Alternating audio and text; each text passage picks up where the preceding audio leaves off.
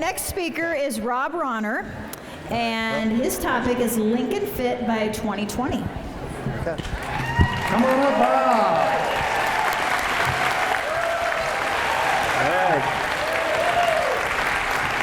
Well, I'm actually going to start with some good news. And so recently we had some headlines in the community where our kids are getting more fit and less obese. And we actually met the Healthy People 2020 goals for reducing obesity 6 years ahead of schedule, which is awesome.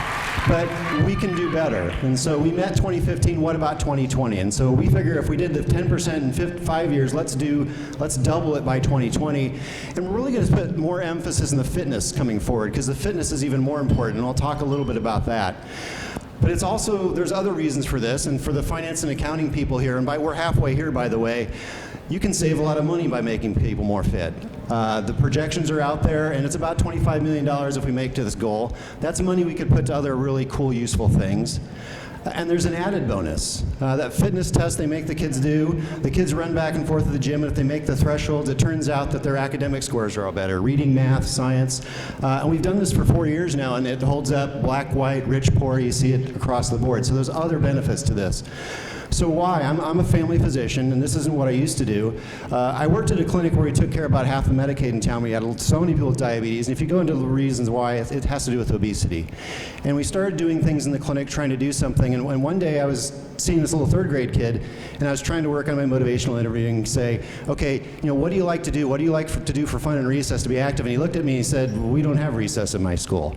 And I thought he was messing with me. He looked at his brother and said, no, they got rid of it a couple years. And I thought, oh man, that's gonna be a challenge. And then a couple months later, I pulled this brochure out of my daughter's Friday folder, and she was in kindergarten at the time, and it said, basically, drink more pop to raise money for the school. And I thought, well, geez, we're not gonna get anywhere in the schools. If this is happening, we have to do something outside the clinic. The clinic is not working. And so I started looking and seeing what could we do in the community. And I actually went to Lincoln Public Schools, and I started talking to some folks and found out that at Lincoln Public Schools, there were actually a lot of people who also were interested in this.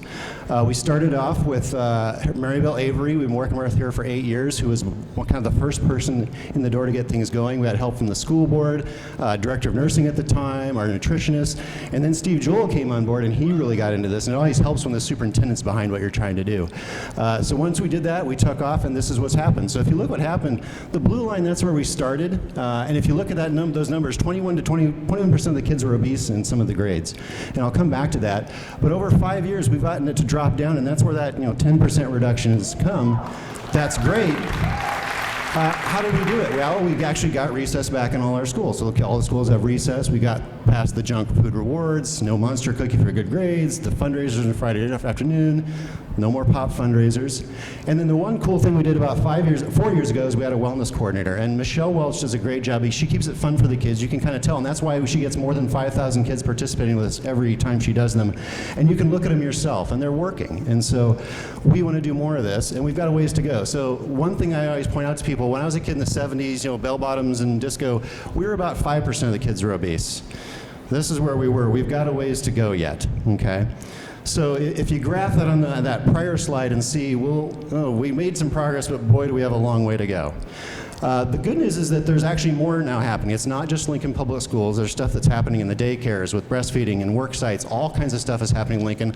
I think we can get there. If we keep doing just what we're doing now, we'll be halfway there by 2020, almost back to the future in the 70s. So we're getting there. And there's a broader picture to this too. There's other things we could do. And so one thing that sometimes people fit, I think you have to be under a rock to not hear about the cost of healthcare. This is a slide. The red line is us. All the squiggly lines is the rest of the world. That's how much we spend on healthcare. What could we do with that much money? How much money is that we spend that other countries don't? Because we unfortunately are one of the most obese, least fit countries in the world. Well, if you look at Lincoln, if we could fix the obesity and fitness issues, we'd have over $250 million a year. That's how much that costs. What could you do with that money? I have a hard time understanding what $250 million is, and I think most people are, because that's just crazy amounts of money. Well, that's on the order of an arena project or an Antelope Valley project every year. What could the community do better with that? There's a lot of cool stuff happening that's hopefully going to follow up on this. One of the things is Prosper Lincoln is looking at things you could do, like maybe we could fund early child care and universal pre-K. What could we do with that amount of money? That would make a huge difference. And so So I guess our call to action to you is to get involved with this. The schools are definitely doing their part. They've got ways to go just like everybody, but now we need the rest of the community. It can do things as simple as going for a walk and drinking water instead of pop. And then the other thing I think that can really help is for you to be a good example for your kids and your grandkids. And that's the message I have today. So thanks.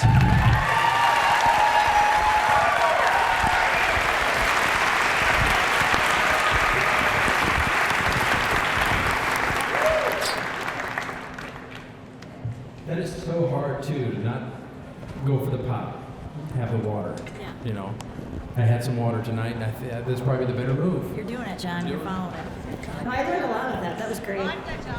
They're proud of you there. It means a lot to you. We're going to talk about voting now, because you're going to have the chance to vote for one of these nonprofits.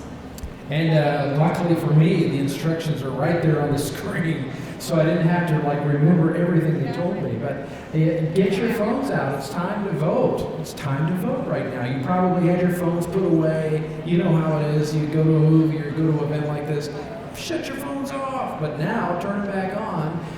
You text the code of your favorite nonprofit to the number up there, 22333.